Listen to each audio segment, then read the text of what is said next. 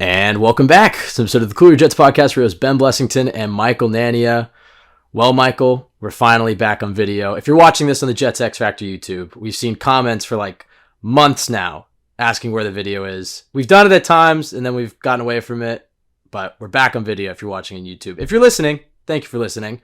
We had a lot of listeners send us their Spotify Wrapped, and we were the number one Jets pod for them, or number one pod for them. That was the coolest thing ever. So thank you to all the diehard CYJ fans and the fans we've gotten this year. And Michael, speaking of this year, how magical has it been? I mean, I know we were saying this just before recording, but this just feels like one of those seasons you'll look back on and be like, damn, remember the 2022 Jets, how fun they were? And it's a roller coaster every week. There's definitely been plenty of downs, but last week inserting Mike White into the lineup, I mean, it's definitely energized the fan base, and they have 6 games left. I mean, look at our backgrounds. That's all you need to see. Yeah, if you're watching the YouTube, you'll see the Mike White backgrounds. But 6 games left for the Jets. 6 very important games for the Jets, and an opportunity if they run the table, they can win the AFC East. Maybe make a push for first place in the AFC. Not getting ahead of ourselves. We'll settle for a wild card spot, but it's a tough stretch and very tight AFC race. All these games are important, and none of them will be easy. Even the games that I think many fans are chalking up as wins and losses and whatever, you never know. It's hard every single Sunday. And that starts with this Sunday against the Vikings. So we'll talk about that game in a little bit. But first, Michael, let's just go back, recap last week a little bit. Talk about what you saw from the All-22. When you went back, watched the Mike White game against the Bears, what were your first takeaways? Well, I mean, before we get into it, first of all, I just want to address some of the things that you said. First of all, with everyone, sending us some of their, Spotify Wrapped and like seeing ourselves in that number one spot, for a few different listeners, like that was really cool to see, because we just get on here every week and we just talk Jets. That's the only reason we started this thing is, just to, like I said, just get on here and talk Jets. So the fact that it's got to this point now. Yeah, I mean, was it I guess it was the second year of this podcast was just the Trevor Lawrence tank pod. Right. Like, so to get from that point and then, to now be here, like talking about meaningful games and, we built it up for a few years. And like now for, some people out there all over the world, wherever they might be, that we're the number one podcast they've listened to over the course of an entire calendar year is pretty crazy. Like just to be sitting here, at our desk on our laptops, people all around the world are listening to this right now. So that is very cool to see. So we appreciate everyone who listens and, tunes in and interacts with us. We got some Irish listeners, some Australian listeners. We're all over Ireland, global. Literally the other side of the world from where we are here on the East Coast in the US. So very cool to see. And it makes it a lot of fun to do when you think about, just how many people are, consuming it from the perspective of us just, again, sitting here talking Jets. That's all we're doing. And then people out there listening. So very cool. And then, like you said, I think I'm soaking in this season. We don't know how the rest of this year is going to go. We'll see what happens. I have high hopes. I know we all do. But to this point, at least, it's been, it's one of those seasons that's going to go down as something that was, a memorable year that was fun to watch and be a part of. Like 2015 is that kind of year right now, despite how it ended. And, you go back to the Rex Ryan years, the early ones. Hopefully this is, the start of something sustained for the Jets. And it's not just like that one year where they were good, which it seems like it always is with this team. So hopefully this doesn't go down in that way, but more so the start of something. But either way, it has been a fun and special season that we'll remember for a long time. And I really appreciate just how many fun moments we've had rooting for this team already. I mean, up to this point, through week 13, there's already been more fun in this season than the past, 6 seasons combined? All of them since 2015. Just all of them combined since 2015, and it's not even close. So it's been a lot of fun, and that's what it's ultimately all about. So you'll have your ups and your downs, good years, bad years, but you just want to be a competitive team. And hopefully the Jets can be that for a sustained period of time going forward. So should we hop into some of the Mike White film or discuss? Yeah, let's talk about the Mike White. I mean, we could go with some of the overarching season in review stuff, but we'll save that. I mean, I guess towards the end of the year, because I was going to piggyback just briefly on what you're going to say, like how it feels like sometimes the Jets have one good season, then it falls off. The thing that is different about this is it's young players. First of all, they've suffered so many injuries this year too. You think about when you look ahead to next year, and again, what are we doing this for? But whatever, like getting Breece Hall back, AVT back, Becton's a big question mark, but the future's bright, and they've proved the last 2 years that they can draft well. And so, and they have the right guys in the building. So hopefully there are plenty of more seasons like this, but having this group of guys, I mean, I'm watching the One Jets drive every 2 weeks and getting to see how close these guys are in the locker room. It's a cool group. And it really goes to show too how important character is if you want to have a winning team and you want to build that winning culture.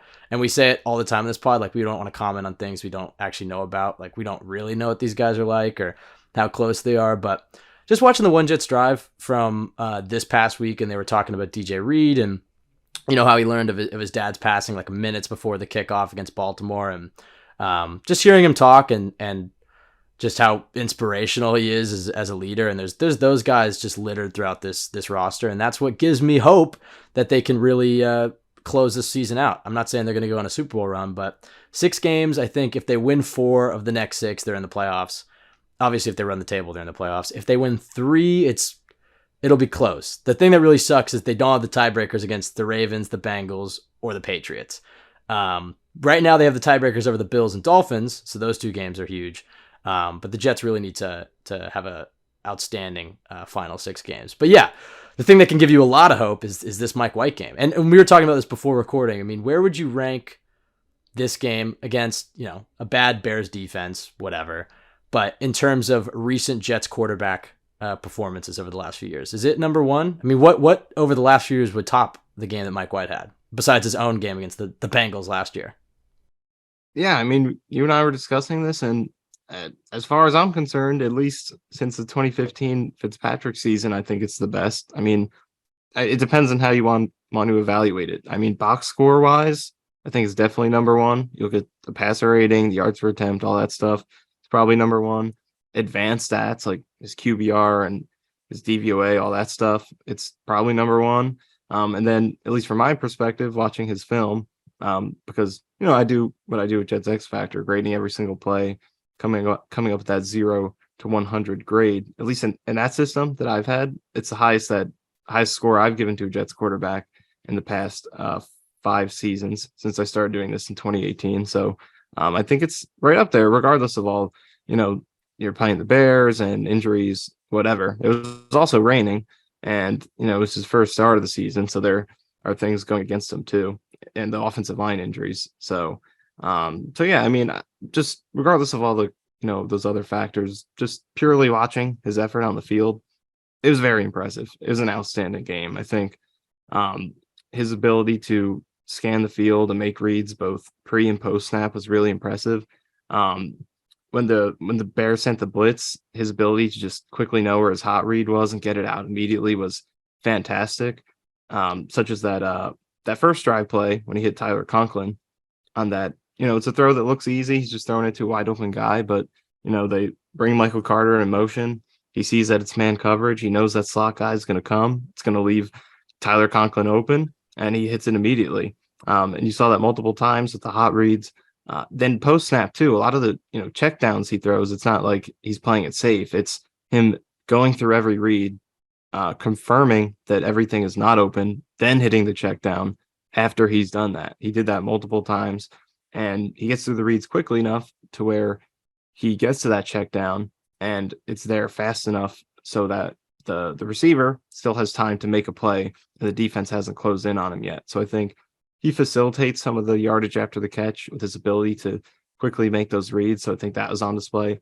So he's very consistent, made good decisions. The only play I think he missed something, there was one play where they did like a levels concept on a rollout. So, deep, intermediate, short. Corey Davis, and the intermediate was wide open. And he passed on that and checked it down to Uzama. Other than that, Right. really no bad decisions.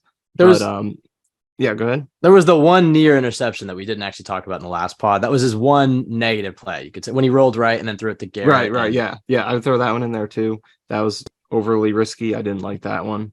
It didn't necessarily, it would have been a ridiculous interception, but it was unnecessarily dangerous. So decision making was good overall.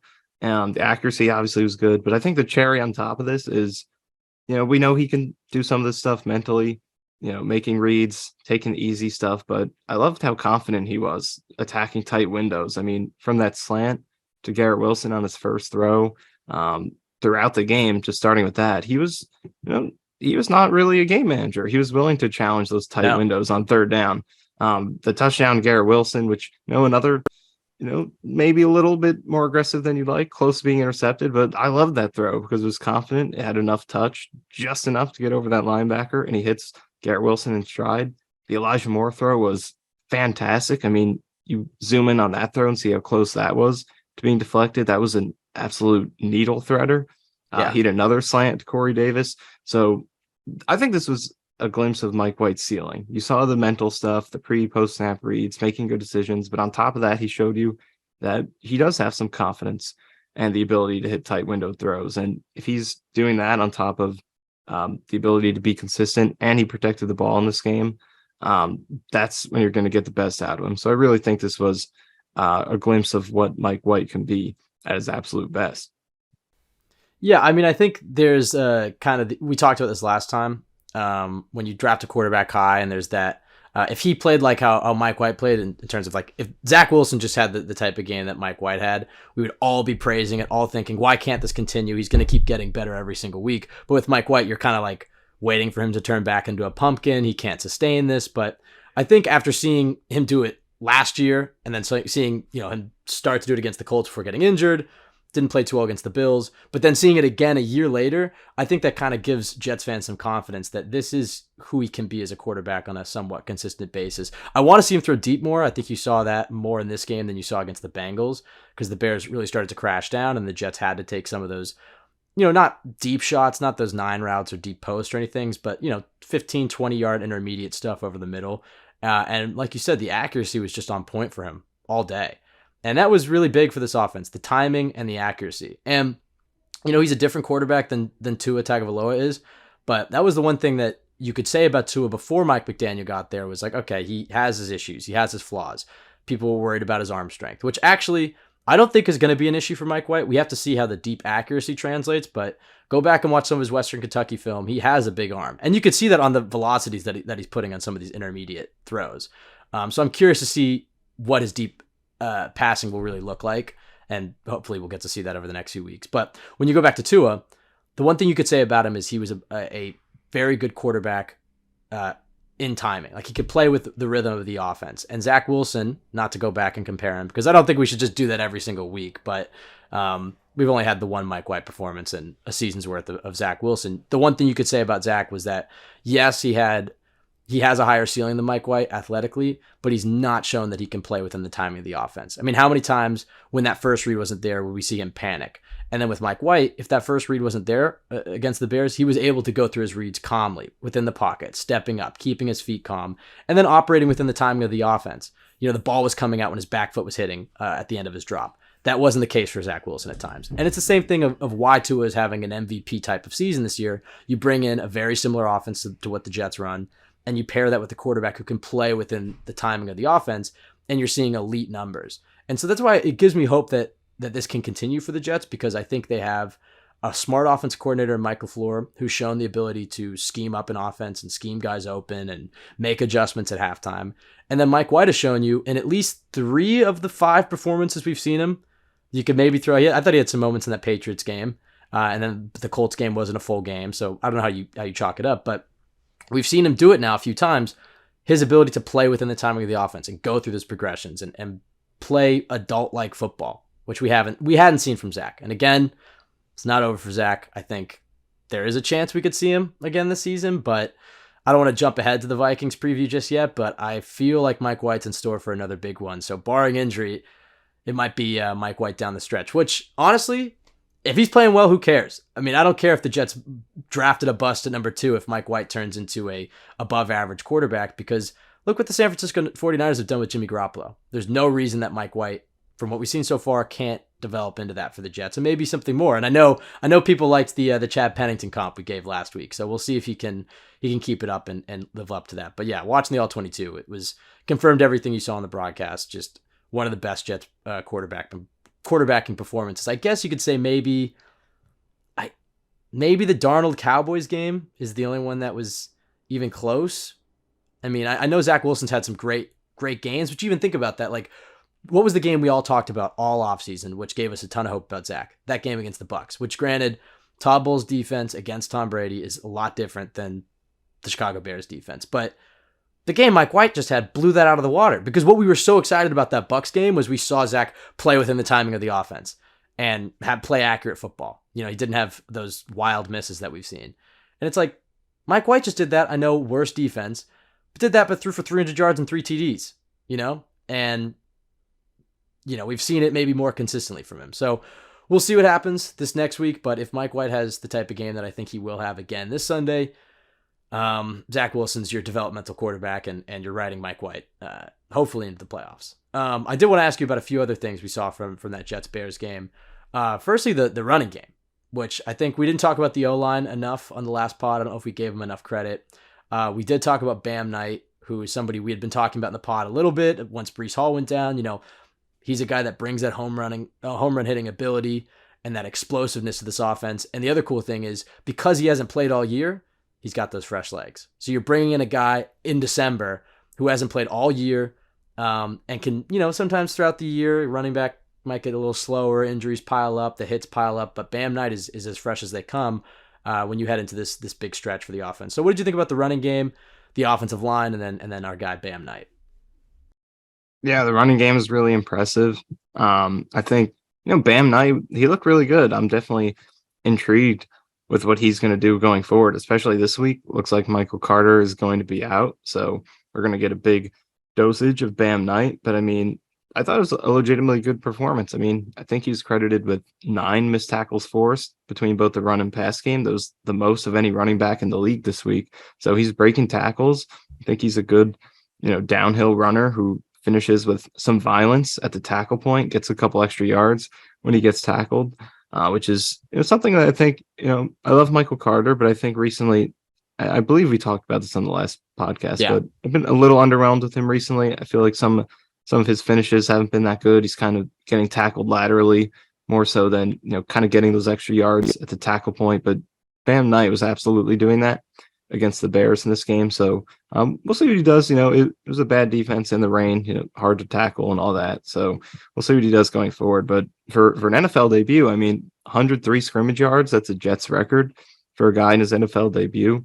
Hard not to be impressed with that. And then Ty Johnson, for all the criticism we give Ty Johnson, it's time. That's another thing I recognize in this film. It's time to start looking at Ty Johnson as a little bit more of a threat, because the biggest criticisms we've had for him is, why is he playing on third down? He can't pass block, he can't catch, but he's been pass blocking really well this year. He had a big time block on the, I believe it was a check down, not check down, but the hot read that White had to CJ Uzama on one of those third down plays. Yeah. And Johnson had a huge block where he came across the formation, kicked out the linebacker, and it kept White protected to make that throw. So he's had a lot of those blocks this year. I went back and looked at some that he had throughout the year.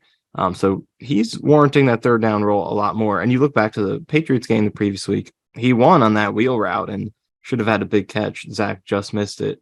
But I think he's starting to justify that more with his improved blocking. We've seen some flashes as a receiver. And then, the run he had in this game was, that's a legitimately great run. If Breece Hall did that, we'd be talking about it nonstop. So his ability to run through contact on that, get upfield, just keeping his legs moving, that was a great run. So after that performance, you have to feel good about these two guys going into Minnesota, which is not something that you'd think maybe a few weeks ago, but this is a Vikings defense, and we'll get into them more later, but it's really not a great Vikings defense. They're not that much better than the Bears. So if they were able to do what they did against Chicago, they should be able to do it, or at least come close to it against Minnesota this week. I want to talk about the offensive line, but I want to get your thoughts though on James Robinson, who, I read the full quote. I know Rich Samidi put that out there, and then got some retweets, but all is, the Jets have faced so many nightmares this season from a PR perspective that they've handled, that I think this one pales in comparison to some of the other ones. But, James Robinson's like, I didn't come here to not play. And it's like, all right, well, you got traded. You didn't really choose. But I understand, some of his frustration. How do you see, Michael Carter's going to be out in this one, so he should be up. How do you see them kind of divvying up the workload going forward?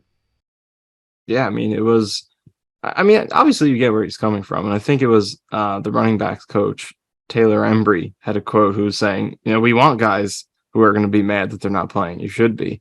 Right. So I think you appreciate that, the fact that he's disappointed, but it's also kind of warranted. He wasn't playing great, was not creating yardage after contact, doing the things he was brought there to do, and now you have this Bears game where Ty Johnson and Bam Knight do what they did, and it's their role now. They played their way into it. So I think Robinson will play this week, and he'll get that RB3 workload that Johnson kind of previously had. So I think it'll be the Knight and Johnson show, but we might see a little bit of Robinson, especially in short yardage situations. So I think we'll get an opportunity here to maybe earn some favoring back. It'll if Knight and Johnson continue playing well, it will be hard for him to get back up there once Carter comes back, but he'll have an opportunity, I think. Yeah, and then going back to the offensive line, because we didn't give him enough love. Sometimes, the guys in the trenches, especially the O-line, doesn't always get the love they deserve. And I think one guy who really deserves, and I was going to say this to the end, and we will. We're going to talk about some of the Pro Bowl voting, who we think deserves it. And the Jets put out a clip of asking the guys in the locker room who they think deserves it, and obviously it's their teammates or whatever, but a lot of them mentioned Nate Herbig. And I don't know if they're wrong about that, because I think losing Elijah Vera Tucker really could have derailed this entire Jets season. Or even before that, when they were losing, George Fant, and when they were losing Dwayne Brown, and Vera Tucker was having to play tackle. Having a guy like Nate Herbig step into the lineup and play the way that he's played, you could argue has saved this Jets season in a way. What do you think about Nate Herbig and the rest of the O-line?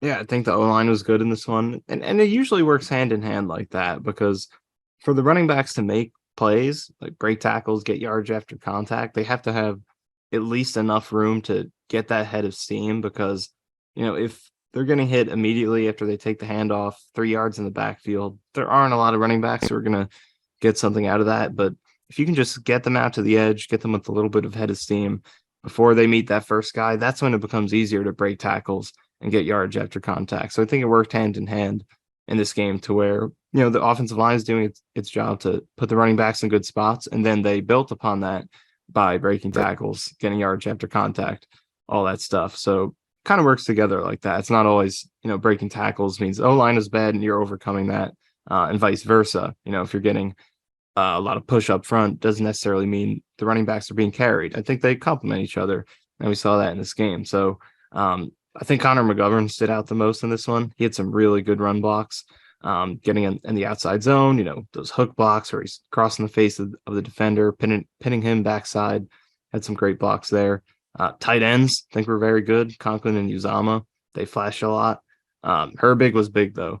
Pun was not intended. I kind of just stumbled into that one. Oh, okay. I didn't even pick up on that. Nice. There we go. Yeah, I mean, I came up with a Mike White rap. I was telling you about it throughout the week. I might have to throw that one in there. I'm not going to deliver it on here. Don't worry. I'm not going to I haven't heard it yet. Anyone to that. Michael texted me about 3 times this week. Dude, I wrote a sick Mike White It's pretty rap, good. I'm not going to lie. That to yourself. I feel pretty good about it. But keep that to yourself. Lock that recording. Not going to subject anyone to it. Can you give us one bar, maybe? Maybe No. one bar? No. I'm not going to do that. You're talking about it all week, Michael. I do feel good about it, but not good enough to where I'm going to. Pressure. Everybody. I guess maybe I don't feel that good about it if I'm not going to put it out there. How about this? I'm telling you, it's good. If the Jets make the playoffs, ready? If the Jets make the playoffs, you have to give us a live rendition of the Mike White rap. We can make a TikTok of it. It'll go viral. Okay, really working on our marketing and brand. Now we have the cameras are out. Cameras are out. We're launching a TikTok now, Mo. Okay. No, that's not my game. It's a good one though, but we might have to add that Nate Herbig one. But back to the topic here, talking about Nate Herbig's run blocking, not Mike White's raps. So he was big because I think Dan Feeney struggled in that Patriots game. Herbig's a lot more competent than he is. And not just competent, he's good. Has been good this year. So he was big to have back. I think the tackles and pass protection were impressive. And look, the Bears probably have the worst pass rush in the league. So, let's keep that in mind. There's a bigger test this week against Danielle Hunter and Zadarius Smith, but they held their own. And, when you face bad competition, make them look bad. Don't let them overcome those expectations. And that's what the Jets did in this game. And I actually think that highlights a bigger theme in this game. It's cool to see the Jets look like a superior team against another NFL team, Like we usually don't see that. Oh, I mean, You're playing they the won Taysom 7 Hill games this Saints year. last year, and you get blown out. You play Gardner Minshew last year, and you get blown out. So, but now the Jets can play teams like that, and look like they're on another level compared to that team. Make them look like they're as bad as they are. So, I think many different parts of the roster pulled that off. I think I get what you're saying. Like this really felt like the first blowout win of the year, but they thoroughly dominated the Packers. Right. I mean, go back and watch the second half of that game. It was very clear who the better team was, and they've had a few of those this season. But I agree with you. It was nice. My dad texted me. He fell asleep at the end of the game, and he can't remember the last time that has ever happened. Just watching a Jets game, and it's so no, exactly. Well, the main thing for me is looking at the 2 games the Vikings lost. I think the Jets are capable of following the formula that was laid in those 2 games. The week 2 game against the Eagles, and then obviously a couple weeks ago they got destroyed by the Cowboys. There were 2 common themes that the Eagles and Cowboys pulled off across those 2 games, and that's they shut down Justin Jefferson, and their star pass rushers were dominant. And the Jets have the tools to replicate that. They have the best cornerback unit in the league, led by a star in Sauce Gardner and arguably another Pro Bowler in DJ Reed. So they have the cornerback unit to do that, and they've already proven it against multiple receivers on Jefferson's level this year. And they have the star pass rusher in Quinnen Williams to make the noise that Micah Parsons made in the Cowboys game, that Fletcher Cox made in that Eagles game. So they are built to match what the Eagles and Cowboys did against this Vikings team, because that's how the Vikings win games. It's Cousins hanging in there in the pocket, taking shots to Justin Jefferson, and that's how they stay in games. That's how they finish games strong and win all these close games at the end. But if you get in front of them early, then I think you have a chance to kind of run away with it like the Eagles and Cowboys did. So, but Quinnen Williams against this interior Vikings O-line, I think, is the big mismatch of this game. Most pressure is allowed of any interior O-line in the entire league for the Vikings, and then you're going up against Quinnen Williams, who, his production speaks for itself this year. So that is a huge opportunity. Sheldon Rankins is going to be back playing with him. So that interior Jets D-line, specifically Quinnen, has a chance to really wreck this game. And I think that's so important because, what I just said. I mean, we know Cousins is a pocket quarterback. He wants to hang in there. He's not going to make plays with his legs on you. So if you can get that interior pressure and prevent him from stepping up and taking those deep shots down the field to Jefferson, you can have a successful game. And then looking at the tackle spots, typically that's a strength for Minnesota, but Christian Darrisaw is going to be out in this game. And the guy who's replacing him, I'm going to pull up his name, but he has given up the highest sack. That explains how good he is. He's given up the highest sack rate of any tackle in the league this year, Blake Brandel. So there you go. Carl Lawson breakout. Yeah, Carl game? Lawson will be going up against him. And speaking of Lawson, actually, this is a random stat I pulled up recently, but he has a tendency to finish seasons really strong. Like once December rolls around, he starts turning it up. In 2019 and 2020, he saw his numbers absolutely skyrocket those last few games of the season. So maybe that happens this year. It would make sense, coming off the Achilles, maybe taking his time to get back into it. He's been good, but I think I was going to ask you better. What do you think of his season as a whole? The type of season that Carl Lawson's had. Yeah, I mean, I would say he's been good. I mean, the sack production has been better than usual from him. It feels like he's been coming up with those big sacks, and when the Jets need them, finishing better than he might have in the past. But the overall pressure consistency is down compared to what he had in 2020 when he was, top 4, top 5 type of edge rusher with the pressures. Hasn't quite been at that level. He's had some quiet games. I was a little disappointed with this one against the Bears because the guy who's facing the tackle for the Bears, forget his name, but he was one of the biggest, worst tackles in the league in terms of pressure. And he's okay. He had a couple of wins, but I would like to see him be more dominant against those type of players. So he's been solid, but I think he's capable of a lot better than what he shown so far. You're talking about Braxton Jones? Is that who you're looking for? Yep, that's who it is. That is who it is. Power of Google. Power of Google. It's a superpower. Everyone use it. Sometimes people ask me questions and I'm like, you can just Google that. They're like, how many, like, Michael, where do the Jets you're rank in rushing? Like, yeah, you're the how do you Jets think search I engine. find out? How do you think I find it out? Just like Googling it or something by virtue of Google. So, Yeah, what does the process yeah. look like? How do you find all those random? I'm not to give away the trade secrets. You don't want people cop in, but you do pull out these random stats with insane qualifiers that always make the Jets look great. With that, don't give away the secret sauce here, but like, where does that come from? I've always wondered, and I don't think I've ever actually asked you. I mean, you said it. The magician doesn't reveal All right, tricks. whatever. There All you right, go. whatever. Fine. Google. Google's your friend. Let's just say Yeah. that.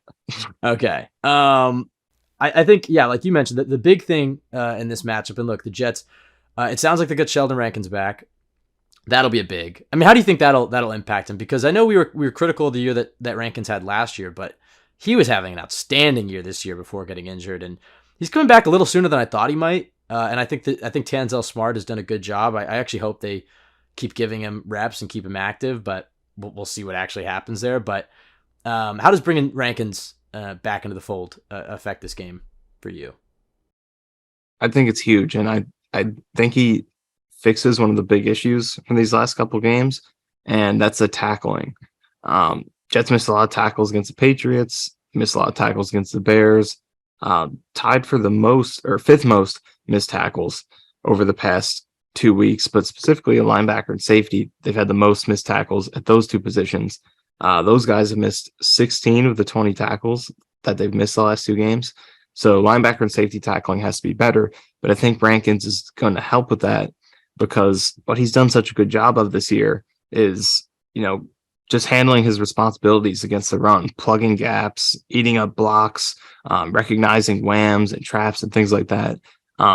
Doing these things that make it easier for the second level defenders to do their jobs, create better lanes to the football for them, buy them more time to get in and make plays. And I think without Rankins, you weren't getting that to as high quality of a level with Nathan Shepard and Tanzel Smart and Solomon Thomas. So I think they lost that. And that doesn't excuse the bad tackling, obviously, but I think it contributed to why they looked worse at tackling, because I think without Rankins, it was a little bit harder to make some of those plays. So I think there was a downgrade in that area. So I feel like he'll help them in the tackling department by kind of improving that, ripple effect, starting with the front, what they're doing to plug their gaps and how that, makes it easier for the linebackers and safeties to fulfill their responsibilities. So I think that's what I'm looking at with Rankins coming back. Yeah, and then what I was, leading into that with, the Jets will get Rankins back. They have a few injuries of their own with Michael Carter. Ogbue's sounds like he's going to be out. Ashton Davis will be out. But Christian Darrisaw for the Vikings, like you mentioned, he'll be out. And I think that's the big one for the Jets. I think because he's out, I think regardless, the Jets have proven they can win with their four and they can beat above average offensive lines. But with Darrisaw out, yeah, I expect Carl Lawson to have a big game. And I also think that's a good sign for Quinnen Williams, too, on those stunts and looping him around Carl Lawson's side and getting him to match up with an inexperienced left tackle. I mean, I think you're just asking for the Jets to have another 4+ sack type of day. The stars are aligning a little bit for this game. I don't think it'll be an easy one. I still think that we're going to have to get a great Mike White performance because the Vikings, while I think the Jets defense should do a good job with them, they're still going to score points. They're still going to move the football. And the Jets just have to make sure that they capitalize on any of the big plays that the Jets do make. Because I think that's the one thing about this Jets defense is they've shown that they will give up some yards sometimes, but they hold in the red zone. And then they create explosives with sacks and turnovers. And so when the Jets do force a turnover, the offense has to capitalize on it.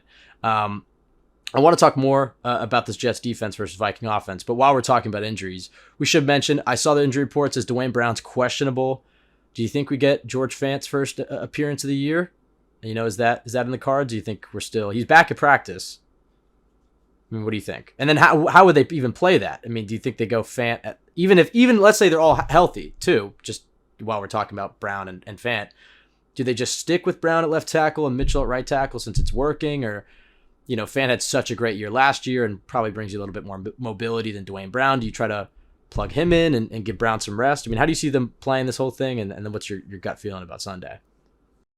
It'll be interesting to see. I mean, um, it seems like based on the reports that there is a real chance that Fant plays. I don't know. It's tough to tell because it really comes down to what they see in practice. Is Fant healthy enough, ready to be the peak version of himself? Because the version of him we saw at the beginning of the season, uh, he clearly wasn't completely healthy, and he wasn't playing up to that really elite pass protecting level that he was at last season, and that's what he can bring them. So if he is in peak form, he could be such an asset for this team. And I know, there's been a lot of talk about him being better at left tackle, but I think he's capable of doing it on either side.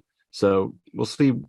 I think Dwayne Brown's going to stick in there. I don't see him getting benched. There's some continuity going there because he's been in there for a while and he's been pretty solid.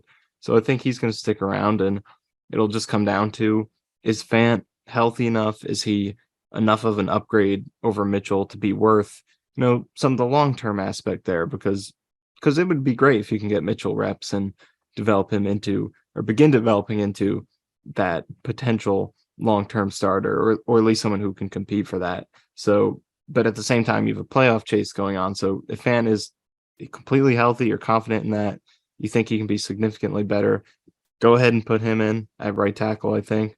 And if not, then I think stick with Mitchell because he's been okay. I think relative to expectations, he's been well beyond that. I wouldn't go too far in saying, he's been good per se, compared to the average tackle in the league, but I think he's been, close to average, maybe a little bit below. They drafted him you could expect. They drafted him as a 4th round project tackle. Right. Relative to that, it's been awesome, but still, it's like, trying to win right now, who gives you a better chance? I think it comes down to what they see in practice. Yeah. Just the fact that they get an offensive lineman like Fant back down the stretch, I think is going to be huge, because there's always offensive line injuries, but it always feels like a lot of those injuries happen towards the end of the year, at least the last few years for the Jets. They're taking, essentially a car crash every single play. And those injuries kind of build up throughout the season. And then it always feels like in December is when you start the offensive linemen start to drop like flies. So the fact that they get a guy like Fant and reassuring that depth. You also forget that they have LDT on the practice squad too. So if they lose an interior guy, they have him. Feeney showing that he can come in spots. So you have to feel good about the way the offensive line is playing, and then also the reserve options for them as well. And I think that'll be big down the stretch.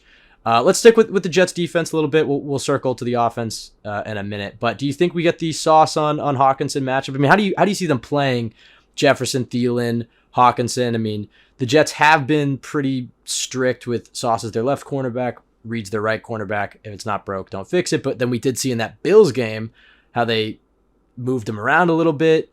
Do you think they play with that a little bit? We've seen Sauce line up on the tight end. I mean, what's your prediction for this game in terms of how the Jets match up?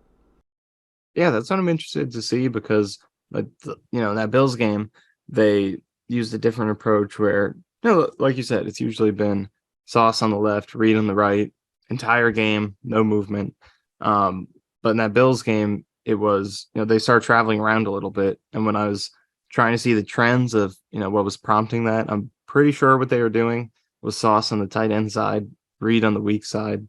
So curious to see if they do that in this game, especially because Hawkinson is a legit weapon. He's been very good for them since he came over to Minnesota. He's actually tied for the lead among tight ends in receptions since he got there with 26, tied with Travis Kelce, and he's had some big time clutch catches for them against the Commanders and Bills. So he's a legit weapon, and if Sauce can take him out, there's definitely value to that. And Reed can handle that matchup on the other side, because we've seen that this year.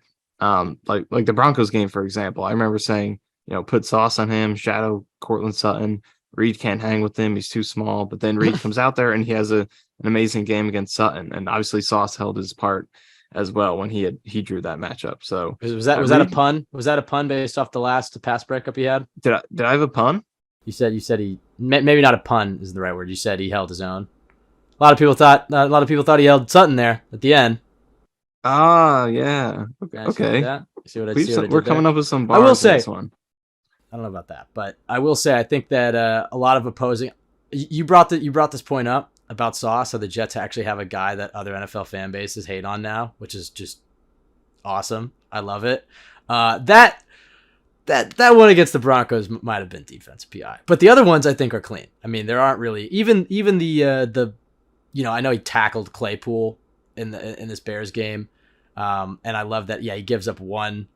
I think Connor Rogers tweeted this out, but it's like he tweeted out anytime Sauce gives up one completion that's over 15 yards, it's now like a viral clip, which is cool. And then also it's like, all right, Claypool kind of initiated some contact there. It's in the rain. He kind of fell into him, and he was still in great position and then didn't allow a catch the rest of the game. That just shows you the type of season that he's had.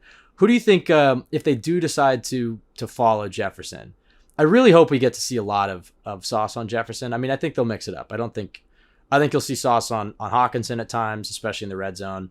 I think you'll see get him on Jefferson and him on Thielen. Who gives him the best chance against Jefferson, though? Because you want to say Sauce because he's the bigger, more physical corner, but Reed's the veteran. Reed's maybe a little bit more fluid. They both have insanely fluid hips and footwork, but like you said, Reed's shown that he's a little scrappy. He can keep up with those bigger guys, and he's a vet. He's seen it all. If you were Jeff Ulbrich or Tony Oden, and you're saying, all right, we're gonna line up one of you to follow Jefferson and try to take him away, who are you giving that responsibility to? I mean, we'll see what happens, because like I said, they out. could just stick with yeah, all right, I'm copping out. I agree, but that's what I'm gonna do here. It's the right thing to do, because I don't know. I asked if you were Jeff Ulbrich. Just pretend you're Jeff. If I had to just shave your head, with one do guy, 50 push-ups, and scream into the mirror, and you can channel your inner Jeff Ulbrich. Right. I'd go with Sauce. I think he's proven that he has, regardless of the fact that he's a bigger guy, I think he still has the fluidity and the athleticism to stick with anyone. And Jefferson plays big. He is only 6'1", though, so he's not the hugest guy in the world at receiver. So that maybe lends you to Reed a little bit. But when you can jump 100 feet into the air, it kind of makes you bigger than your height might say. Right. So I don't know. The fact that this is a tough decision just speaks to Reed and how good he is. But I'd probably go towards Sauce if I had to pick one. But I think we'll definitely see a little bit of both either way. Is there anybody on the Vikings offense we haven't talked about? I know Michael Carter II doesn't get enough love on this podcast for how good he's been. We always talk about Reed and Sauce, but we really got to throw MC Squared in there as well. His matchup, is there anybody, that you feel that we haven't touched on with the Vikings offense? Maybe their quarterback, Kirk Cousins, a revenge game for the Jets, technically, I guess. Well, he already got revenge in the first game in 2018. Yeah, that's right. My bad. Yeah, that's super memorable game. Actually, if you go back, what was the Jets record then? Did they get? They were 3-3. I was just gonna say that's probably their last meaningful. I mean, I guess it was still meaningful after that, but like, this is the last time they were 500 that late in the season before this year. Yeah, so, and the Vikings crashing back down to earth. So, right. I mean, revenge. In terms of other guys, I mean, this is looking at their passing game. It's one of the more heliocentric kind of passing games in terms of. The fuck does that mean? It's kind of revolving around one guy, Look it up. Google. Right. Google's your friend. Okay, all right. You can't throw heliocentric out there like I was supposed to know what that means, but okay. I thought that was pretty commonly used. All right, big not brand. Commonly. Okay. All right. I'm not gonna lie to you though. I could share my screen right now. I literally Googled it right now just to make sure. Just to make sure I was using it correctly. I thought I was going to say you Googled it right before you said it, but it's in there. But I feel like sometimes I say big words. I'm like, am I 100% sure what that means? So I just wanted to make sure. No. And it says having or representing the sun as the center, as in the accepted. All right, we don't need to read this whole thing. Okay, yeah, you get what I mean. It revolves around one guy. It's Justin Jefferson. We can add that. We can add that to the CYJ grammatical bloopers. I was listening to the last pod, not to get off track, but I've said this, so I always say archetype, and it's archetype, right? Archetype, not archetype. Right? Yeah, I don't know. I always fuck it up. That's another thing. There are some words like I feel like I've only read them. I haven't really heard them. Exactly. So I mispronounce them sometimes. Like I used to say indictment a lot instead of indictment. I like to used to say egregious. That was my favorite one. That too. Because like I don't know. I don't listen to that many podcasts, but I read a lot of articles and all that stuff. So I get it from reading it. And sometimes I don't hear it. So again, Google's your friend. Go ahead and listen to the pronunciation over there. But heliocentric offense. Justin Jefferson has 1,200 receiving yards, and the Vikings as a team have 2,800 passing yards. So he's responsible for almost half the passing offense. So it very much revolves around him. Yeah. In terms of the type of offense they run, I mean, kind of similar to the Jets in a way. I mean, they run that West Coast, not that similar, but they come from a similar tree under that McVay umbrella. I mean, what do you think about their run pass balance and some of their personnels? I mean, I know we've dug into it a little bit this week. I mean, do you feel like personnel wise they match up well with the Jets? I know they stick to the Jets, kind of run with the Jets run, but just in terms of how these two personnels match up. On both sides, or are we looking at the offense? Just Jets defense versus Vikings offense, okay. Yeah. No, I mean, I think it's a good matchup. They did well against the Packers, as you mentioned earlier. That was especially defensively, a big time blowout. I think some of these outside running games, because I think watching the Vikings, it's more so of an outside based run game. I think they like to get out there more often than they like to go in between the tackles. And I think the Jets have the speed to handle that pretty well with, the linebacker position at corner, even on the edge, Jermaine Johnson over there. I think they have pretty good speed to handle some of the outside run games. More so inside is where they sometimes have had issues in the past, although this year it's been improved. So I think they match up pretty well against that. And then, like I said, I think this is a pocket passing game. Cousins tends to hold the ball a pretty decent amount of time, and he's more on the aggressive side in terms of the depth he likes to pass. And I think that lends itself to the Jets' interior pass rush, hopefully getting some good cave in there in the middle of the pocket to maybe shut that down and take away his ability to step up and make some of those downfield throws. Interesting stat I found a couple days ago. So Cousins has gotten 50% of his passing yards on throws from inside the pocket that went at least 10 yards downfield. That's the second highest percentage of any quarterback in the league. So that's half of his passing yards that come on the plays that we've been talking about, just inside the pocket, taking shots down the field. That's the bread and butter for the Vikings. And the way you shut that down is with interior pressure, so you can prevent him from getting the room that he needs to step up and make those throws. So and winning with four. And winning with four. Back. That's huge. Be able to put more guys back there, create that traffic, bracket Justin Jefferson. If you want to do that, that's another thing that they could potentially do in this one. Make other guys beat you because, like I said, they don't really have any other receiver threats. Hawkinson's been pretty good, but Thielen, by his standards, not as great as usual. And then their third receiver is KJ Osborne, who has 245 yards this year. That's the third leading number on the entire team. So, maybe they do some bracketing on Jefferson.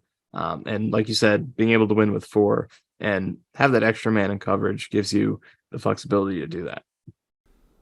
I was thinking about it when I was just talking about the Vikings head coach. For a second, I was like, what was his name again? And I was like, it's Kevin O'Connell, right? And then when I thought that, I was like, wait a second, why do I know that name again? And I don't know why this just occurred to me, but the Jets traded for him in 2009, Sanchez's rookie year, for a 7th round pick. So he was the Jets core. I was like, wait a second, I remember Kevin O'Connell. I think I had his football card when I was a kid. Didn't do much as a quarterback, but he's done a nice job this year at the Vikings. So nice little Jets connection there. I don't think I've seen that brought up this week, but I'm sure the broadcast will mention it 15 times. You mentioned a great point with bracketing. I want to get to the offense, but last thought, yeah, I think the Jets have done that not really that often, but when they face a big a top receiver like a Justin Jefferson, it does make sense that because the amount of depth that they have in the back end, they could say, okay, Reed and Joyner, we're going to bracket Jefferson, and then Sauce, we're going to just line you up with either Thielen or Hawkinson, depending on the situation.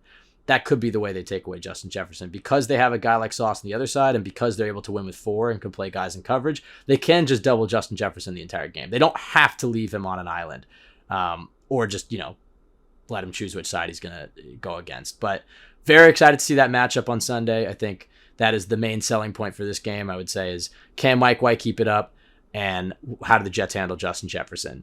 And speaking of Mike White, let's hop into it. Michael, we were talking about this right before. We were talking about, okay, what type of defense the Vikings play? I mean, who's had some success against them? Is this a good matchup for Mike White? We get Mike White in a dome which I guess we saw against the Colts for a little bit. So no weather conditions. And the Vikings, who play very zone-heavy defense. I'll let you talk about which type of zone, which I thought was interesting. But a very zone-heavy defense and a defense that's given up a lot of passing yards. And I think this is really an opportunity for Mike White to continue that momentum that he had for last week. So when you saw the Vikings defense, what do they run and how do the Jets and Mike White match up well against it? Yeah, they're one of the more zone-heavy teams in the league. They have the second highest zone coverage percentage right now behind the Rams, and I think that lends itself pretty well to Mike White. You look at the games he's struggled in, 5 games into his career now, 5 games. I'd say the 2 games he struggled in were the first game against the Pats, and he had some good flashes in that one, but ultimately it's probably more bad than good. And, you make the, I would say excuse, but, it is legitimate. It was his first game, but either way, he didn't play great in that one. And then the Bills game. And then the games he played well in, Bengals, there were Colts in there for the 1 quarter he was in, and obviously the Bears game. The games he struggled in, the Bills and Patriots played a pretty high percentage of man coverage against him. But the other games, it was more leaning to the zone side. So I think zone coverage lends itself well to Mike White. This is a zone-heavy defense he'll be playing against. And then they play specifically one coverage that they, at least relative to the league average, that they play the most is cover 6. They play that about 31% of the time, which is the most in the league. And, that's when you have 3 deep defenders, but on one side, it's 2 guys handling a quarter of the field. On the other side, it's half the field. So, quarter, half. Sometimes you hear that. So they play a lot of that. So I think this lends itself well to Mike White. I think he's going to have more chances to do what he does best, which is make good pre and post snap reads, check the ball down with good timing, get it to guys with favorable opportunities to make plays after the catch. But then at the same time, take occasional shots when it's the right time to do so. So I like this matchup for him. And then, I think it just comes down to the Jets O-line against that pass rush. And can they handle that edge rush of Hunter and Zadarius Smith? Because that's an excellent duo. And the Vikings pass defense overall isn't good.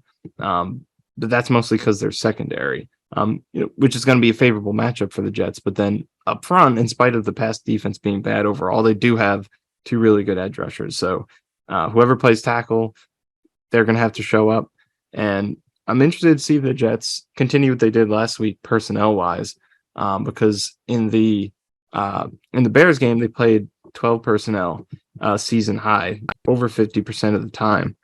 And this could be a good week to continue that because, get those tight ends in there, get some extra help for your tackles, make sure you win that edge matchup. And you trust that the receivers are going to be able to get themselves open against the secondary, even if you're leaving extra guys into block. So this could be a good week to keep up that 12 personnel, help out the tackles, and let your receivers just go to work against a secondary that's really struggled. Yeah, who do you think? I mean, I know Mike White spread the ball around a lot against the Bears, 10 different receivers, but who's the I don't want to say the leading receiver. Who do you think has the best game out of all the Jets' weapons, including running backs, including tight ends, receivers? I mean, not to get into the random prediction side of the pod yet, but I kind of feel like Elijah Moore. You mentioned it in the last pod, how it was Mike White who unlocked him last year. Like we all kind of forgot that beginning of Elijah Moore's rookie season, he had a great training camp and a great, he was injured a little bit in training camp, but he had a great offseason, mini camp, and everybody was talking about Elijah Moore and how the Jets have a number 1 wide receiver. And then the first few weeks of his rookie year, him and Zach weren't really hooking up that much, and Elijah Moore was kind of disappearing in games. And then it was that Bengals game where Elijah Moore really started to get going, and then he had that stretch of games where he was, unguardable. And now he's playing in the slot. He's had a few more weeks in this offense. Mike White unlocked him last week, finally scored a touchdown. He had that weird quote about kissing the ball and talking to it, and I don't know what the fuck that was about, but I guess he's a receiver, so it's okay. I guess you want your receivers to be talking like that. I kind of feel like Elijah Moore's in store for a big game. What about you? I mean, are you feeling the Elijah Moore part 2 breakout? Do you think it's somebody else? I can see that. I'm going to take the boring answer. I think we're going to get another, not that it's boring, it would be fun to watch, but I guess more higher percentage answer. I'm going to go to another big Garrett Wilson game. Probably. I just looking at some of the Vikings numbers. This is according to Football Outsiders. They've given up the 5th most receiving yards per game to number 1 receivers with 79 a game. So I think that's been their main problem. I think they let the other team's best weapons beat them. They're not doing a great job of taking those guys away. So I think Garrett Wilson's going to succeed again. I think he just compliments Mike White in the sense that, because what we like about this Bears game, what do we say? Mike White did his thing with getting the ball out quick, letting the playmakers make plays, but he also was confident and took shots down the field. Garrett Wilson can do both of those things. He'll get the ball on a screen pass, on an RPO, and on a quick slant. Then he'll also, run a deep route down the field, and White can hit him on that. So I think Garrett Wilson's going to have another big game. But I agree with you. This could also be a good chance for Elijah Moore to do some damage. I think the other guy maybe we should talk about, Tyler Conklin revenge game. Yeah. How the Vikings been against tight ends this year? Do you know? Not to put you on the spot. I think, I forget exactly. I can pull it up. I can stall. Yeah, go ahead, stall. I'm just gonna instead of saying like, oh, I think this, I'm just gonna get the fact right here. I don't have to pretend I know. All right, I got it. I got it. I know. Well, I did have something I did want to talk about, and I am curious to see, because we saw this with the Jets when Zach Wilson was the quarterback. How he was having success against a lot of too high looks, and he played the Bills. They stuck to what they had been doing, which is playing a lot of too high, and you saw Zach Wilson kind of beat him up underneath and take that quick game passing offense. But in other weeks, the Bills are really the only team that really stuck to what they did well. That was different. Okay, hold on, but I still want to finish this point. You saw teams kind of change what they had been doing to attack Zach Wilson's weakness, which was, let's go single high, let's stack the box, let's stop the run, and let's force Zach Wilson to get to his second read and beat us with his arm deep. And yes, the Vikings have played a lot of cover 6, but I think when you play a lot of cover 6, you're leaving yourself vulnerable to a lot of that underneath stuff that we've been talking about. And I think the Vikings will play what they've been playing, but I am curious, do you think they try to mix it up a little bit and say, hey, look, this guy Mike White, he's shown in this league on multiple times now that he'll take the underneath stuff all day. He's a great quarterback within the timing of the offense, and he'll just rip us apart there. And so maybe they come out in their cover 6, do what they've tried to been doing, do what they've done the whole season, and if Mike White gets off to some early success, you might see some adjustments. So I want to hear the Tyler Conklin stuff, but first, because we're talking about it, how do you think the Jets will attack that? If the Vikings say, okay, you know what? He's eating us alive underneath. Let's go that single high. Let's crash underneath. Let's make Mike White beat us over the top. You saw a little bit of it last week against the Bears. I mean, do you think we'll see some of the deep passing offense from Mike White that we saw it a little bit last week with the intermediate stuff, but we haven't seen him throw a 9 route. We haven't seen the PA deep shots, which could get going in this game as well. I mean, they're in a dome. Weather is controlled. I mean, do you think we see some of the deep passing from Mike White, or do you think they just kind of stick to what's working? Yeah, I mean, I think they'll stick to what's working. And then in terms of the Vikings, like how they approach it, I'm interested to see what they do. And then also, each team going forward, because it feels like there's a defined formula for Mike White at this point. He's going to be successful when the bread and butter is him, dumping the ball off. And like you said, he's not dumping the ball off in an overly conservative way. He's just very good at recognizing when that's the best play and doing it on time. So if you sit too hard in the deep stuff, he's always going to find that check down and beat you. So I'm curious to see how teams start to adjust and take that away, because I think the Bills game last year, I would say the best thing they did is kind of maybe a little bit more post snap disguise, because I would say he's a good field reader post snap, but we do see him get fooled sometimes and make some reckless decisions. I mean, like you mentioned, that near interception he threw, where he was rolling out, threw across his body to Garrett Wilson. And then Eddie Jackson was right there for a very contested pass.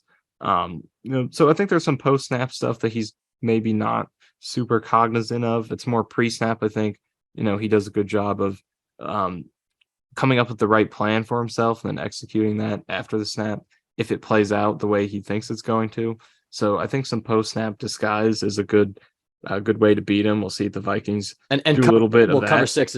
Cover six is like about as disguised as it gets, because you can come out right, with a cover exactly. 2 shell and go into that cover 6. You can come out with a single high shell and go. I mean, so I think you are going to see a lot of. It does create those possibilities. Because that's why they play it. Pick.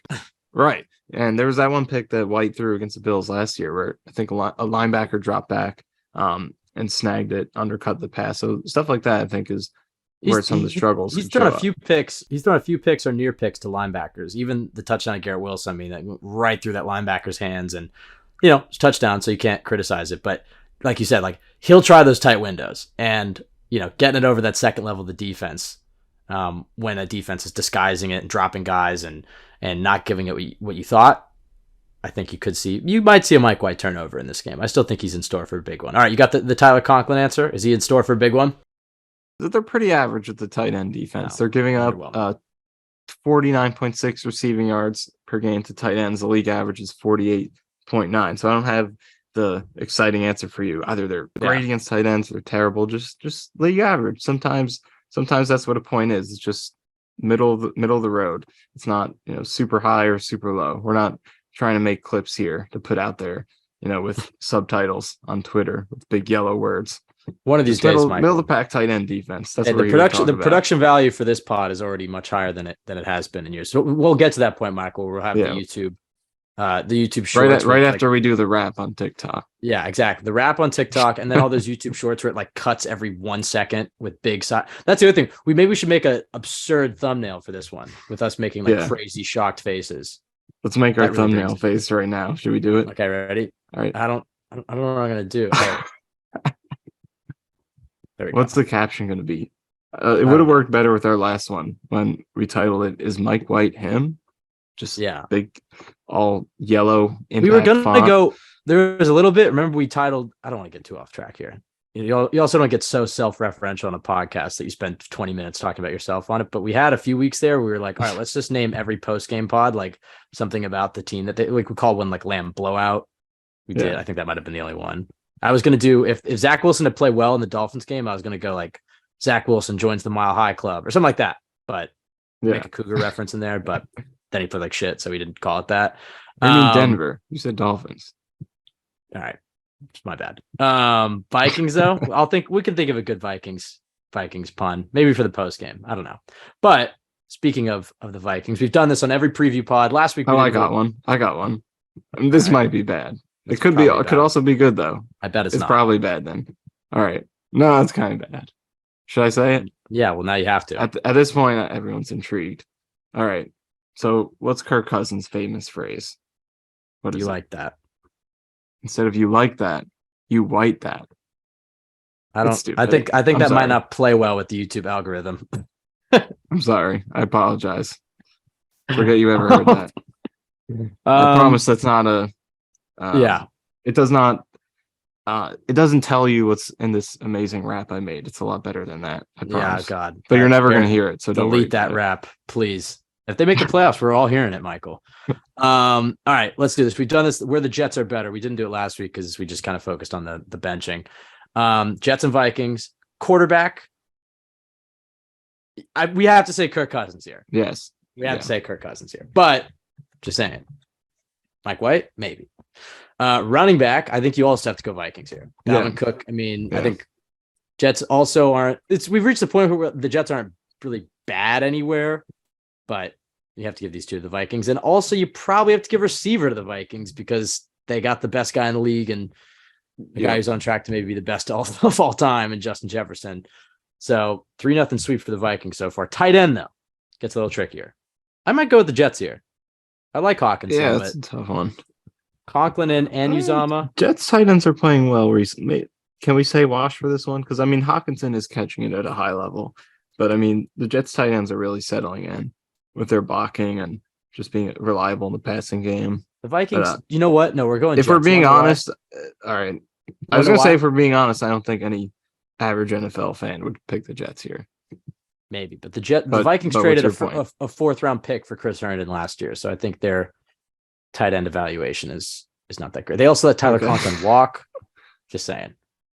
All right, fine. We'll go wash. Sure. Fine. We'll be fair. All right. Offensive tackle. I think with Darisaw out, we're grading it on who's playing in this game. We'll see about Brown, but I'd go with the Jets with Darisaw out. It would be clear if he were playing, but we'll give it Jets. Interior offensive line. Jets. I agree. Like I said earlier, most pressure is allowed of any interior O-line. I think the Jets are going to pick up a lot of position groups now that we turn to the defense. Let's go defensive tackle. Jets. That's not hard. Edge is interesting because, I mean, that edge duo has the most pressures of any edge duo, Hunter and Smith, but they don't have the depth that the They Jets don't do. have Bryce Huff. This is what You we see, say every single did you week. see that? Do you see that chart from Jets fans' favorite analytics guy, Seth Walder? Let's see if I can pull it up. Where his I did see that. pressure for Off the double chart, rate, the win rate. yeah, quite literally was off the chart. I mean, I don't know. Let's say push. It's kind of the same thing we say every week. It's like the Jets don't necessarily have the star or the duo to compete with every single team, but the depth they have is really, I don't think anyone matches that aspect of it.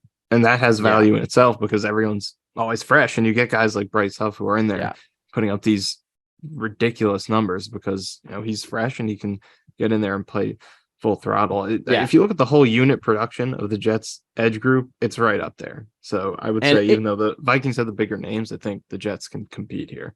And if we were to make a bet who has more sacks between these two edge groups, it'll be the Jets. So we'll see. Yeah. A linebacker, Jets. Yeah, I think the Vikings linebackers have had coverage struggles this year. Cornerback. The Jets have had it too, but Vikings more. I think, well, we'll turn back around to the linebackers in a second because I want to talk about CJ Mosley towards the end here. But linebacker, Jets, cornerback, obviously Jets, safety. I mean, Vikings have Harrison Smith, but he is old. He's given up some plays this year. Let's go push here. All right, fine. I don't know. I mean, the Vikings have a bad pass defense. Well, let's say push. That's fair. I think we're being a little. I mean, Whitehead, I think Whitehead's turned it around a little bit. I know. I think that both Whitehead and Joyner definitely turned around since the beginning. I think Whitehead has been good this year, but I think the last few weeks I don't know. I know the tackling hasn't been great, but I like that they have a guy like Whitehead in the back there. And Joyner, he's up and down, but veteran, normally in the right spot, but probably the weak link. So, okay, I guess push is fine. Special teams? Definitely Jets. Yeah, come on. Their kicker is Greg Joseph, I think is the worst kicker right now, has the most misses, somewhere around there. So that gives the Jets... Yeah, they haven't been great on special teams. That gives the Jets 6 positions: offensive tackle, offensive line, defensive tackle, linebacker, corner, and special teams. That gives the Vikings 3: quarterback, running back, receiver, and then we pushed a tight end, edge, and safety. I think that was pretty fair. I don't think any of the ones we gave the Jets any Viking fan could argue, because the Jets could even argue for tight end, edge, and safety. Right, I agree. All right. Let's get to our predictions. And at the end, there are a few more things we can talk about to wrap it up. But best case, worst case, what are you feeling here? Best case, worst case, score, and then we'll get to some random predictions. Should we start with the score or do the best go? Let's talk about what we see the best case scenario for the Jets. All besides right. Jets win by 50 points, like how you see it playing out in your head in a positive way, how the Jets could lose this game, what you think the score will be, and then we'll hop into some randoms. All right. Best case scenario is Quinnen Williams does what he's supposed to do and destroys the interior of that line. Nice. It takes away the downfield passing game. Tell me more. Sauce does what he does, locks up Justin Jefferson, and deflects a go route like he does once a game. So I think it starts with those two stars playing great. And then offensively, I think the Jets, they pass protect well on the edges. They find a way to win that matchup, whether it's with tight end help or the tackles just balling out. They figure out a way to win that. Mike White gets to stay clean. And I think you win in space with your receivers. They win on the quick routes. They win with the ball in their hands and they create after the catch. And I think the Jets have a similar kind of game plan as they did against the Bears last week offensively. So I think it all starts with the two stars defensively, and then offensively finding a way to handle the edge rushers, and then the receivers winning their matchups against a secondary that's one of the worst in the league and is very banged up right now. All right, I like that. Okay, so then what about worst case scenario? Worst case, I would say starting on offense, I think if you let the edge rushers wreck the game, I think there's a chance for that to get disastrous. I mean, the counter to that is Mike White is good at stepping up in the pocket. So, hopefully you can hold their interior D-line. They don't have the best interior rush. So if you can hold that, there should be space for White to step up and hopefully mitigate that edge rush a little bit. But it's a great duo and they can wreck the game. So I think it all starts with that and that causing turnovers. And like you said, the ability to disguise some of their coverages, in the back end. That can lead some turnovers. So I think Mike White turnovers have to be a big part of a worst case scenario here. And that mostly starts with that edge rush. So offensively, I'd look at that. And then defensively, I think it comes down to if the Jets pass rush just disappoints, because sometimes that happens. I mean, you look at it on paper and you're like, there's no way this player can block this defender, but then it happens. Sometimes they're NFL players, and sometimes a pass rusher who's supposed to dominate isn't quite as dominant as you hope they are. So I would say if the Jets don't get that pressure that you expect them to against this offensive line, then I think Cousins will have a chance to sit back there and let Jefferson cook, because as good as Sauce is, I think, in my opinion, I think Jefferson's the best receiver in the league right now, and I think he does have a chance to be the greatest receiver ever. I really do, just when you look at his production this early and then just watch him play, some of the versatility in his game, the different things he can do. So I think it starts with not creating pressure and just letting Jefferson have too many chances to do damage. And then also, in addition to that, I would add the tackling on Dalvin Cook would be bad. Yeah, that's what I was also going to add. That I think that is the thing that could sink this, is if they can't tackle. They've shown in those Patriots games they struggled tackling Ramondre Stevenson at times. I mean, look, they held them to 3 points in the second game, but Cook is a damn good runner. He's a physical runner. He's a guy that's hard to bring down. So we'll see. I think it's possible this is the best corner versus the best receiver this season. Right now, I think that might be the matchup. Yeah. So I'm very excited for that. And then, I think the only thing you could add is just key injuries for the Jets. That would be the worst case scenario for them, because I am really confident in Mike White and what we've seen from him. I know I'm the optimist on this podcast, but I think going back, and I said this on Sunday, like the process by which he won and played well against the Bears, it was the same process, but a better version of it that we saw last year. It'll work again. I'm not saying that he'll throw for 300 yards and 3 TDs again. Actually, I do think he'll have a similar stat line. We'll get to that in a second in this one. But as the season goes on, is he always going to throw for that and look as good as he did against Chicago? No. Will he throw turnovers? Yes. Will they probably lose with Mike White at quarterback? Yes. But I don't see this offense going as low as it did with Zach Wilson. And I do believe in Mike LaFleur and the weapons they have around him, that I think Mike White has shown that, he can be Jimmy Garoppolo for this team. He can steer the ship. He can run the offense that Mike LaFleur wants to run. And because of that, and because of some of the honestly, the elite traits that we've seen from Mike White, physically, I know he was a great baseball player in high school, and he throws a good ball, and his footwork is certainly levels beyond Zach's, but it's not like he has that many elite physical traits outside of maybe being a shade under 6'5", but the elite traits that I'm talking about are some of the processing that we've seen from him. And I know it looks like layups. I know when you watch it, it's like, oh, he's just doing the easy stuff. But the quarterback play around the league this year has not been very good. There aren't many quarterbacks who have shown that they can consistently hit that easy stuff. Not just accuracy, but just in terms of how many quarterbacks this year, Michael, have we seen go from first read to second read to third read, step up in the pocket, deliver the ball accurately? I mean, I know it was a terrible Bears defense, but let's be honest, he looked like fucking Tom Brady back there on Sunday. And I'm not saying he'll always look like that and that we won't see some of the flaws in his games, but I really do believe in what we saw from Mike White on Sunday. So the one question is, like, can he stay healthy? Because I know he came back in that Bills game last year, but he started to cook against the Colts and then he got hurt. And it's like, that would be worst case, is if we see Joe Flacco out there. And then it's like, are you trotting Zach Wilson out there against the Bills if White goes down? I mean, those are the situations that could really be the worst case scenario. But if Mike White plays his full game, I anticipate him having a good one. Do you want to go score prediction and then randoms? Or let's go random predictions and then score prediction. I'm going to start off.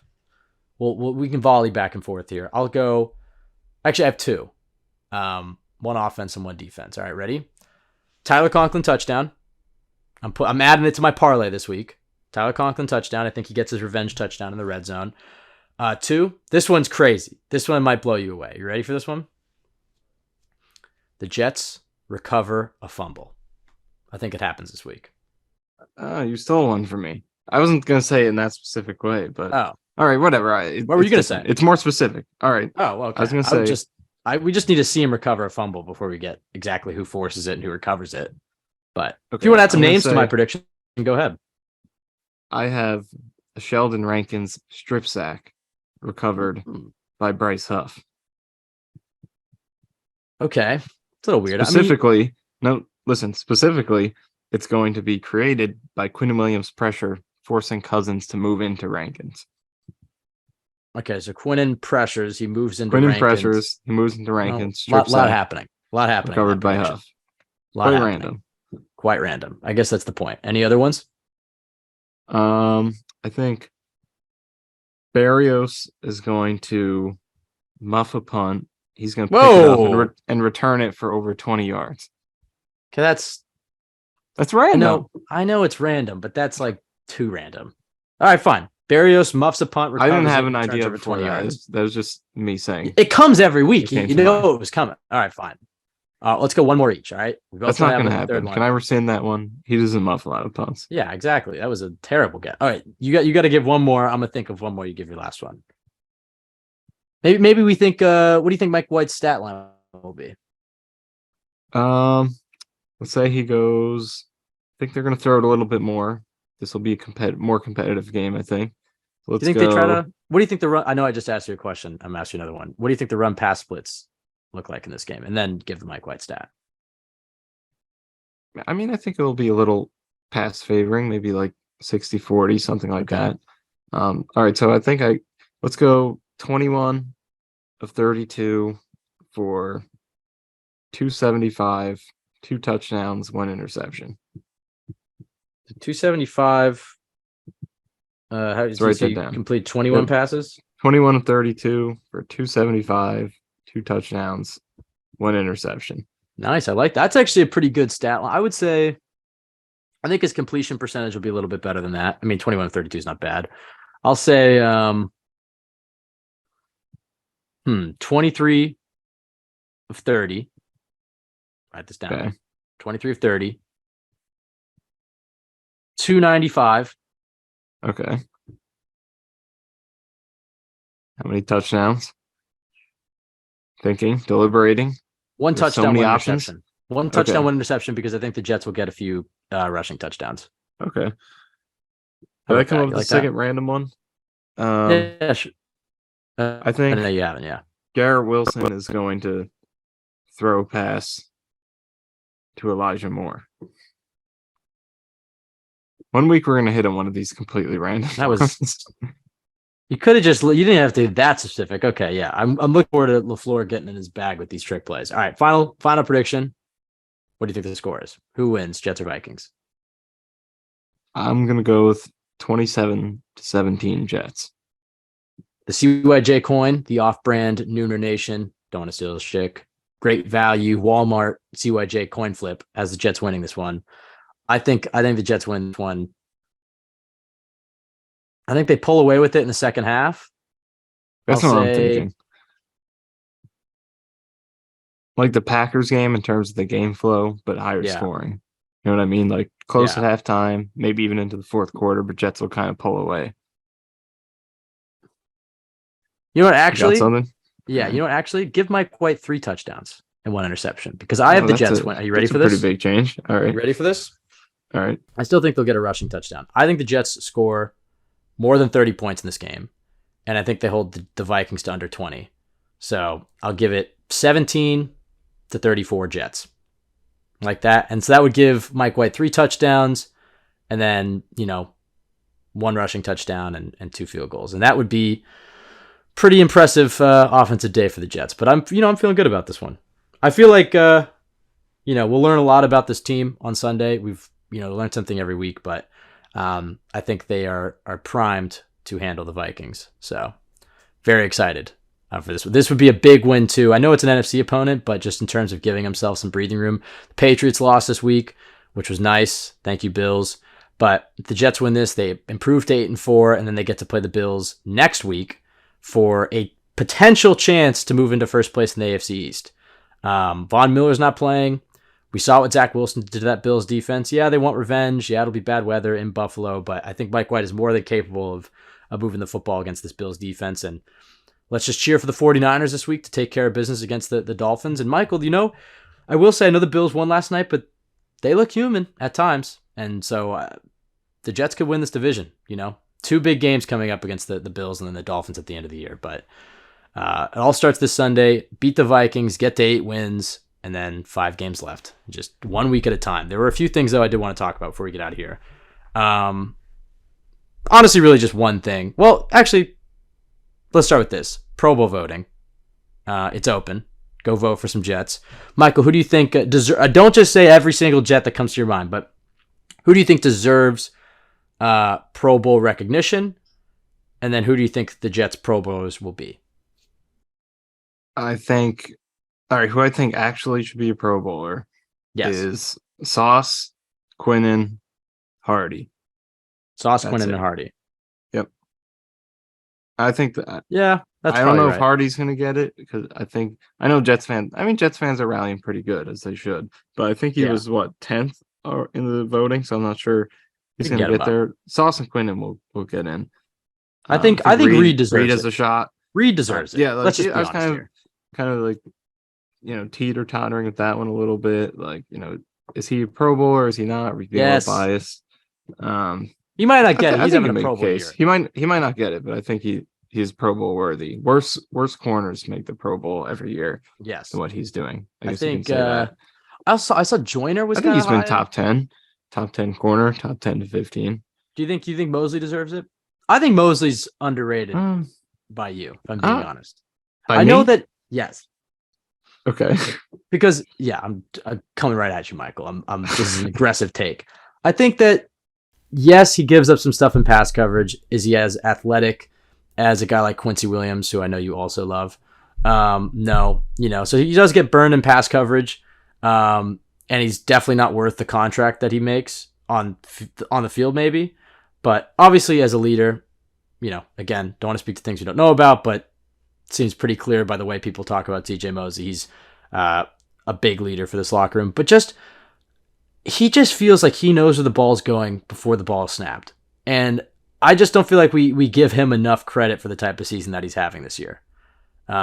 Because I think, like with that contract and because he gets burned sometimes in coverage that we don't give it enough credit, but how much he means to this Jets defense in terms of, watch him every single play and how much he's communicating with the front seven and watch him on run plays, the angles that he takes. And I don't know. I think that Mosley, I think he kind of deserves a Pro Bowl nod, if I'm being honest. I don't feel like linebacker play is that strong in the NFL as a whole. That's what I was just going to say, because linebackers are interesting because you look at any other position, it feels like there's a defined and just well-known kind of hierarchy to it. Like the receivers, everyone knows who the best receivers are. Yeah. Everyone knows who the best edge rushers are, even D tackles, safeties. It even seems like it has their stars in it. But like linebacker, who's a good linebacker in the NFL? Fred Warner and maybe Shaq Leonard. Who else? But there's not a lot of great established linebackers. Matt Milano's amazing. Matt Milano could be up there. Matt Milano's amazing. Maybe put Edmonds with him. There's just not. It's just not really as established as some other positions. Right. So I don't know. It's hard to evaluate too, because it's like you could say tackles, but it's like, what does that mean? Pretty much nothing. So it's I don't know. It's a hard position to evaluate. So a lot of it is intangible, like you said, with linebackers. Getting guys lined up, just being in the right spot, doing all that stuff, being a leader. And I think Mosley checks those boxes really well. I think he's having a good season because, again, like as far as linebackers go, it's like you look around the league and who's really significantly better than he is, and it's kind of hard to really pinpoint that. And then you watch Jets games, and he makes mistakes. He misses some tackles. Pass coverage isn't amazing, but he also makes a lot of great plays, and it feels like the good has outweighed the bad this year. Still not to the contract level, like you said, but. Regardless of that, I think he's been pretty good. You know what I love too about him is when we went to that Dolphins game, afterwards, like a lot of players, like maybe they'll take a photo or sign something or just wave to the fans. Mosley stayed after the game and signed every single autograph and took a photo with every single fan, including us. Said he'd come on the podcast. Didn't get a response there, but whatever. And that does lead me to my next point. We do have an interview scheduled for next Tuesday. I'm scarred though a little bit. I don't know if I want to announce it yet. Maybe we'll announce it on Sunday's podcast. I used to run another podcast when I was a lot younger. It's called the Jet Take. It was horrible, but I learned a lot there. And I remember I was so excited. I was like 16 and I booked Taiwan Jones, who was like a backup linebacker for the Jets. And, I DM'd him and he said he'd come on the podcast. I was like, oh, this could be sick. And we promoted it. Taiwan Jones, reserve linebacker. Here we go. He's coming on the show. And the show was live too, so people could listen and call in. We promoted it. And we're like, okay, Taiwan Jones is going to be on at like 6:15 or whatever it was. Doing the show. I see him join, but we're still talking about something. So I was like, 20 seconds later, I was going to go, Taiwan Jones, welcome to the show, whatever. I see him join. He listened to about 5 seconds, heard that we were like kids, and just dropped the call, didn't respond to any other text. And then I had to just eat that because I was like, and Taiwan Jones not coming on the podcast. Never mind. So since that moment, I've always been a lot like, I don't know if I want to announce that a guy's coming on the show before we just have it recorded and in the bin. But we do have somebody scheduled, an active player, a new friend of the podcast. I'll give there's a few players that might fit under this. I'll say he's an active player, and he wears a double-digit jersey, and the two numbers on his jersey, they add up to 13. So there's a few options there. That's all we'll say. And he's scheduled for next Tuesday. So next week, yeah, so I know we were a little late on this podcast. That was Michael's fault, and then my fault this morning. But I don't know when this podcast probably dropped Friday night. It was shared. We normally try to record Thursday nights. Michael couldn't. And we're like, okay, I'll record early Friday morning. Slept in. I was like, okay, Friday afternoon then. That's when we're doing this right now. But yeah, so next week we'll have 3 pods though. We'll have one Monday, Wednesday, and Friday. So hopefully that interview goes as planned. Very excited about it. Think it's gonna be a really cool one. We haven't done an interview in a long time, Michael. So it's time to add to the friend of the pods. I guess that's it, Michael. I'll do the plugs, and if you have any last thoughts, we'll get those out. But you can follow us at CYJ Pod on Twitter, Michael_Nania, myself, Ben W. Blessington. Go to jetsxfactor.com, best place to go for Jets content. Also check out some of the other Jets X Factor pods. Robbie Sabo does a great one with Wayne Corbett. Definitely make sure to check that one out. There's a lot of Joe Blewett every week with his film. I mean, he's elite. Oklahoma Drill. I mean, there's great pods on Jets X Factor. So if you listen to this one, and we're late and we're being some bums and not uploading, just go check out some of the other Jets X Factor ones. Subscribe to the Jets X Factor YouTube. We're going to try to use our faces, Michael. I think we can. It wasn't too bad. It wasn't too distracting, was it? Not too. We'll get used to it. I don't know. I sometimes am too cognizant of it, just like kind of looking at everything I'm doing. Oh, totally. But we'll get used to it. But I feel like it'll bring in some listeners from YouTube because it's been just a static CYJ logo for like 3 years now with an occasional video pod. So we'll see if we can be consistent on this. I think when people were picturing us in their heads, like they'd seen the logo so much, it's just like sometimes when I picture you, I'm like, I think that's your face because that's your Twitter icon. So I'm like that's your face, the CYJ logo. I'm just glad I have to give you a lot of credit, Michael. I think our logo is pretty elite, and that was courtesy of Michael Nania, graphic designer here. I mean, I gave my input. We made like 50 versions, then you'd we had a lot of versions, and I'd be like, I don't know, maybe let's add this or whatever, and then you were doing all the hard work on that though, and I thank you for the Twitter profile picture. Maybe someday we'll drop the CYJ shop.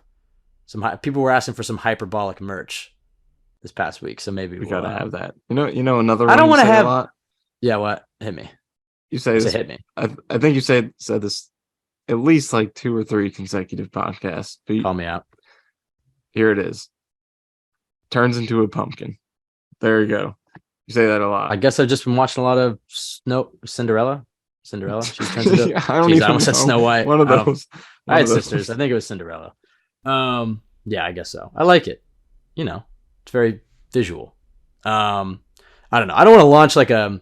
Maybe we'll release some merch if people actually wanted it, but I don't want to sell out and then just have the worst merch ever, where it's just like a black sweatshirt with some text on it. I want to put some effort into. If we're gonna do some merch, we got to make sure. We talk so much shit about these. Not shit. We talk so much about the uniforms that I feel like if we're gonna have some merch, Michael, it's got to be good. But I don't think we're gonna sell out just yet. What'd you think about the vote that Woody Johnson put out today? What did you vote for? I gotta be honest. All right, let me be honest here. I advocated for the black pants. I put out the stats like Mike White with his black pants is much better with the white pants because these are facts. You look at the Bengals, Colts, Bears games, all black pants. Patriots, Bills, white pants. So small sample size. Facts are there. Analytics, don't lie. Got to look at the data, not the eye test. But I like when I first saw it, I was thinking like the all white would look really good in Minnesota, so I voted white despite Yeah, my me too. despite advocating for the black pants. The all white So uniforms are sick. They're probably our best look if we're yeah, being honest. It's just that I they was won with starting the to black pants. overrate the all black pant or the white on black because they were winning in it. I think I said recently I thought it was the best one, but then I'm looking Uniforms, at it like I we've was been looking back saying at the this. Browns game and I was Yeah. like, wow, that's better. The all white is better. Uniforms, So I did vote for all white, but the okay. mojo and the luck is leans to the black pants. Uniforms are entirely, I mean, not entirely, like you could have a horrible design that you'll never get behind, but it really is about if you win in them. Because then you associate think about these uniforms, how much better these uniforms look now, because we associate all these great memories with them.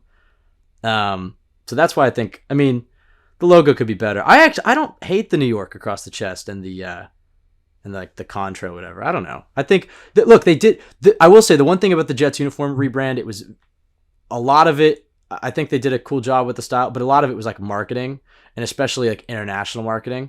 Because think about it like this: Woody Johnson was the ambassador to the UK, so he's over in the UK when they're designing it.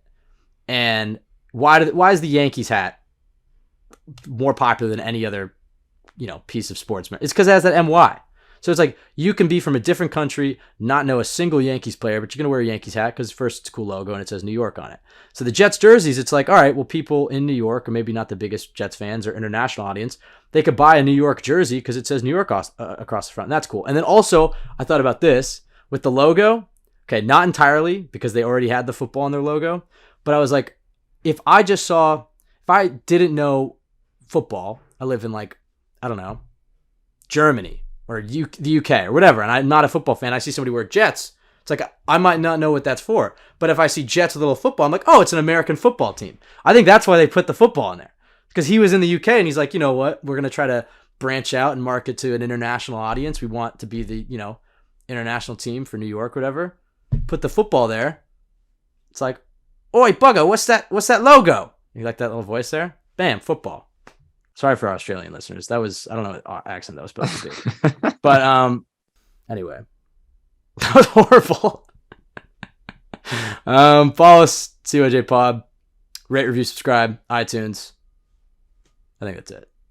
I don't know. Any last thoughts, Michael? You want to give any accents? I do not. Oh, okay. You Michael has some good voices, just saying.